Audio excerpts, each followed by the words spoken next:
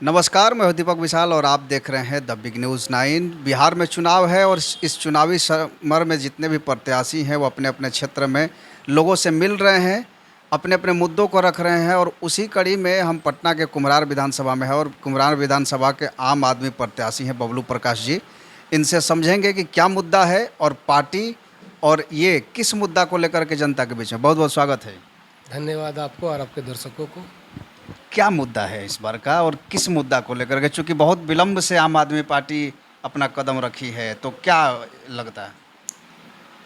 देखिए, कुम्हरार विधानसभा जो है बरसों से उपेक्षित रहा है। खास करके यहाँ 30 से 35 सालों से लगभग भाजपा के ही विधायक रहे हैं और इस बार भाजपा ने अपना कैंडिडेट बदल दिया है। तो कुम्हरार की जनता और मेरा मानना है कि चेहरा बदलने से कुछ नहीं होगा, नीयत भी बदलनी होगी। भाजपा के पास विकास का कोई मॉडल नहीं है। पूरा कुम्हरार विधानसभा जो क्षेत्र है वो पूरा जर्जर है, सड़क भी खराब हो जा रहा है। अब बगल में हमारा वार्ड 47 एक वार्ड है, बाजार समिति का पीछे का एरिया। साहब, वहाँ की जनता जो है बारिश के पानी से डर जाते हैं। एक होता है ना कि गर्मी के मौसम में बारिश होती है तो लोगों को अच्छा लगता है कि चलो गर्मी से निजात मिलेगा। लेकिन वार्ड 47 की जनता बरसात से डरती है, क्योंकि वो जानती है कि एक बार जब बारिश होता है तो वो पूरा का पूरा पानी सप्ताह दिन, 8 दिन, 10 दिन, कमर भर, घुटना भर, मतलब नरक वाली स्थिति हो जाती है। और ये स्थिति इसलिए है कि जो ड्रेनेज सिस्टम है हमारा वो पूरा बहुत पुराना है। इसको पूरा सर्विसिंग करना होगा, पूरा उसको जीर्णोद्धार करना होगा। तो ये पहला तो मैं हमारा विकास के मॉडल में हमारा प्राथमिकता होगी कि पूरा कुम्हरार विधानसभा क्षेत्र ही नहीं, पूरा पटना जिला का ड्रेनेज सिस्टम को सुधार करना, तब जाके जल जमाव मुक्त होगा ये पूरा पटना। अभी जैसे बीजेपी के जो प्रत्याशी हैं गुप्ता जी और भी बड़े बड़े लोग इस क्षेत्र में आ रहे हैं, तो क्या लगता है कि ये जो चुनाव है ये पूरी तरह से पूंजीपतियों के हाथ में आ गई है? बड़े बड़े लोग पैसे पर पैसे लुटा रहे हैं। आम आदमी पार्टी कहाँ टिकेगी इसमें? देखिए, आम आदमी पार्टी टिकेगी इसलिए कि आम आदमी पार्टी का काम बोलता है। 10 वर्ष दिल्ली में केजरीवाल की सरकार रही। ये बिहार की जनता को भी मालूम है कि इन 10 वर्षों में केजरीवाल ने दिल्ली में शिक्षा के क्षेत्र में, स्वास्थ्य के क्षेत्र में, सामाजिक सुरक्षा के क्षेत्र में और बिजली के क्षेत्र में बहुत अच्छा काम किया है। जब आपको भी याद होगा सर कि जब हम लोग पटना के सड़कों पे स्मार्ट मीटर और बिहार में 200 यूनिट बिजली फ्री करने की मांग सरकार से कर रहे थे, उस वक्त में नीतीश कुमार जी ने कहा कि फ्री बिजली नहीं दे सकते हैं। आज वही चुनाव से जस्ट पहले उन्होंने बिहार की जनता को 125 यूनिट बिजली फ्री दिया। फिर भी दिल्ली मॉडल से 75 यूनिट कम है। हमारा मांग आज भी है और हमारी सरकार अगर आती है या हम विधायक बनते हैं तो मेरे पहली प्राथमिकता होगी कि 200 यूनिट बिजली फ्री करना। अब फ्री कुछ नहीं है, बिहार की जनता टैक्स देती है, उसी टैक्स के पैसे से उनको हम थोड़ा सा मदद दे सकते हैं, क्योंकि हम आम आदमी है, आम जनता है, उनको थोड़ा इस महंगाई के दौर में राहत मिले। चूँकि दिल्ली का जो वहाँ का चुनावी रणनीति है या वहाँ के जो वोटर हैं और बिहार के चुनावी रणनीति और यहाँ के वोटरों में बहुत फ़र्क है। चूँकि यहाँ अभी भी गरीबी रेखा से नीचे रहने वाले बहुतों की संख्या है। सबसे ज़्यादा अगर बहुतायत की बात करें तो गरीबी रेखा से नीचे रहने वाले आज भी 4 किलो अनाज के लिए लाइन में लगने वाले लोग हैं। तो इनके लिए रोल मॉडल बिहार में आम आदमी पार्टी का क्या होगा? देखिए, गरीबी की रेखा के नीचे रहने वाले गरीब कोई जानबूझकर गरीब नहीं है। ये जो भी सरकारें हैं 30 वर्ष 40 वर्ष से, वो तमाम सरकारें दोषी है कि बिहार आज भी गरीब है, पिछड़ा है। उसको आगे लाने का किसकी जिम्मेदारी है? वो सरकार की जिम्मेदारी है। व्यक्ति की आय बढ़ाने की जिम्मेदारी किसकी है? सरकार की जिम्मेदारी है। रोजगार सृजन करने की जिम्मेदारी किसकी है? सरकार की जिम्मेदारी है। आज आप देख लीजिए, हमारा किसान बिहार का जो फसल उपजा रहा है उसका उचित दाम मिल रहा है? पूरा बाढ़ बढ़ैया आपको बेगूसराय का जो क्षेत्र देखिएगा खगड़िया में मकई का उत्पादन में सबसे नंबर 1 पे आता है। लेकिन आज भी वहाँ कोई मिल है जो दाना बना सके। अब वो दाना बनता भी है तो कहाँ जाता है? आंध्रा जाता है मछली के लिए, मुर्गी के लिए। यहाँ पर तो यूनिट लग सकता था ना, किसानों को सेल्फ हेल्प ग्रुप के माध्यम से किसानों को छोटा छोटा बाजार तो दिया जा सकता था, उनका यूनिट तो बनाया जा सकता था। तो ये इच्छा शक्ति की कमी है। सरकार को इन मुद्दों से कोई वास्ता नहीं है। आज भी राजनीतिक दल जो चुनाव लड़ रहे हैं उनके पास कोई विजन नहीं है, सिर्फ दिखाने को मैनिफेस्टो होता है और उन मैनिफेस्टो पे कोई काम नहीं करता है। लेकिन हमें और हमारी सरकार को, आप दिल्ली में 10 वर्ष हमारी सरकार रही, पंजाब में सरकार है, सरकार जो वादा करती है या किया है उसको अक्षर सा पालन किया है। अभी चूंकि हम लोग बिहार पे बात नहीं करते हैं, कुम्हरार विधानसभा पे बात करते हैं, तो अभी जिस तरह से यहाँ बाज़ार की स्थिति है, आप जब बाहर निकलते हैं तो बाज़ारों में आप देखते हैं जो ठेला रिक्शा वाले हैं, जो छोटे छोटे दुकान वाले हैं, कामगार रोजगार हैं, इनको सुव्यवस्थित करने का कहीं भी व्यवस्था नहीं है। प्रशासन कभी भी आती है, लाठी चलाती है, इनको खदेड़ देती है। तो जो 2 पैसे कमा करके अपनी रोजी रोटी चलाते हैं, शहरी क्षेत्र है चूँकि कुम्हरार, तो ऐसे में अगर आपको जनता आप पे भरोसा करती है तो इनके लिए क्या आप सोचा? नहीं, इसके लिए हमने सोचा ही नहीं है, बल्कि इन लोगों के लिए हमने लड़ाई लड़ी है। मुझे जहाँ तक याद है कि नीतीश कुमार की सरकार ने 2014 से पहले कैबिनेट से वेंडर जोन बनाने की बात की थी, लेकिन आज तक वेंडर जोन नहीं बन पाया है। बल्कि जहाँ जहाँ बना भी है तो उन दुकानदारों को अलॉटमेंट नहीं हुआ है।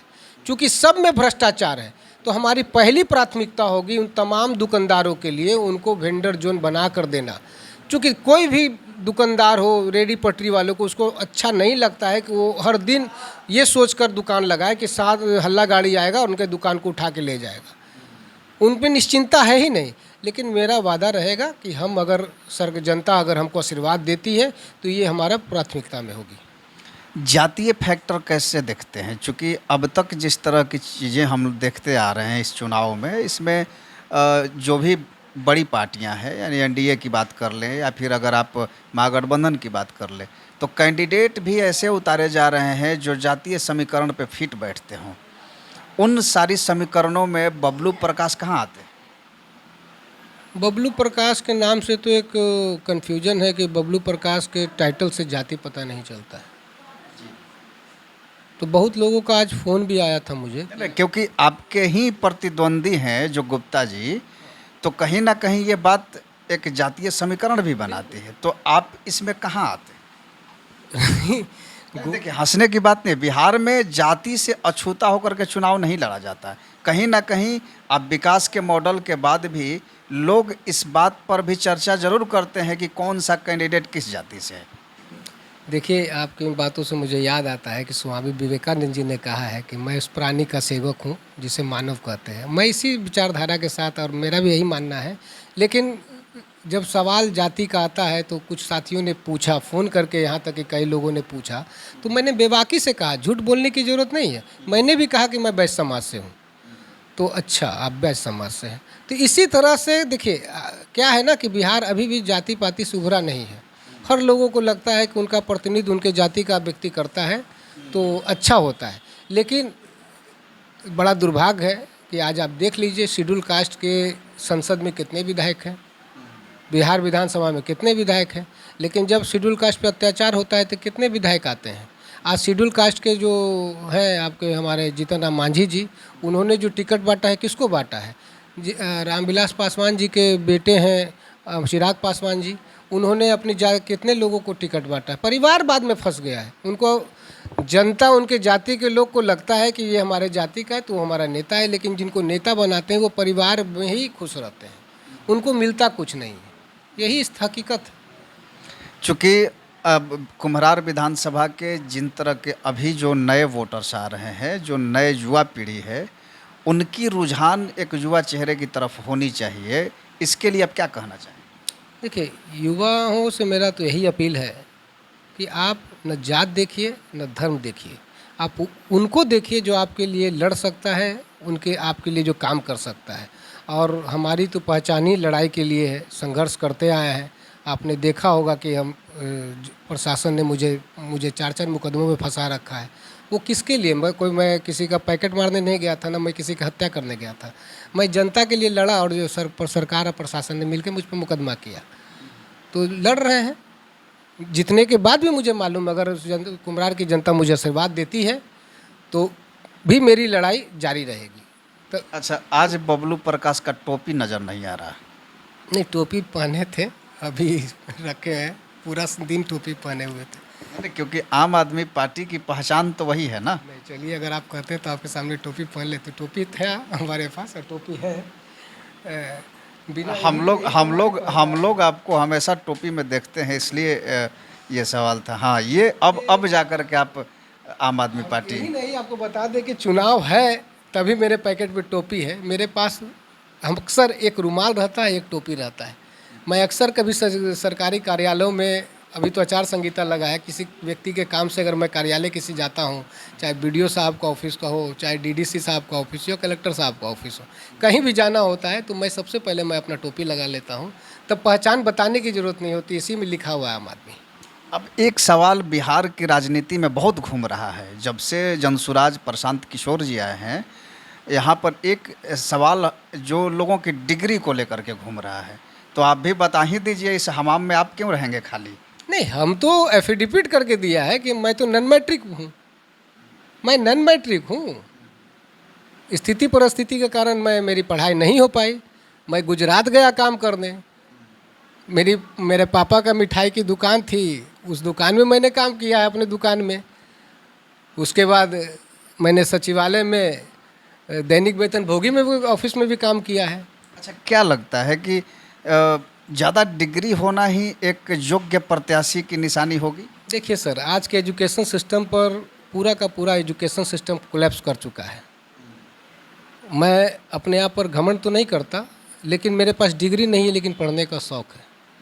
पढ़ाई मेरी छूटी मेरी परिस्थितियों के कारण। आज भी मैं पढ़ता हूँ इसलिए आपके सामने बैठा हूँ और मुद्दे पे बात करता हूँ। संविधान या जो भी पढ़ाई है उसको समझना चाहिए, अब अंदर उतारना चाहिए। आज रट्टा लगाने से कुछ नहीं होगा। मेरे पास कई ऐसे लोग हैं जो ग्रेजुएशन है, लेकिन वो बात करते हैं तो कंफ्यूज कर जाते हैं कि भैया आपका तो समझ में नहीं आता, आप पढ़ते कैसे, जानकारी कम। लेकिन भाई पढ़ना पड़ता है ना, ज़रूरी है कि डिग्री ही हो। कभी कभी हमने एक किताब पढ़ी थी नागरिक शास्त्र में, एक मध्य प्रदेश के किसी आदिवासी समुदाय के बारे में बताया गया था। जिस वक्त टाटा का आयरन मतलब लोहा का क्वालिटी अगर 20% होता था, तो उन आदिवासियों का बनाया हुआ बर्तन का क्वालिटी 19% होता था। जिसको कांसा बोलते हैं, लोहे का ही था। हाँ, बूंदा, चूँकि मध्य मेघनगर वगैरह का जो एरिया है मध्य प्रदेश का, उसमें मतलब ज़मीन बहुत आयरन है। तो उनका जो था क्वालिटी बनाने का, तो वो एक ज्ञान था, धीरे धीरे विलुप्त होता जा रहा है।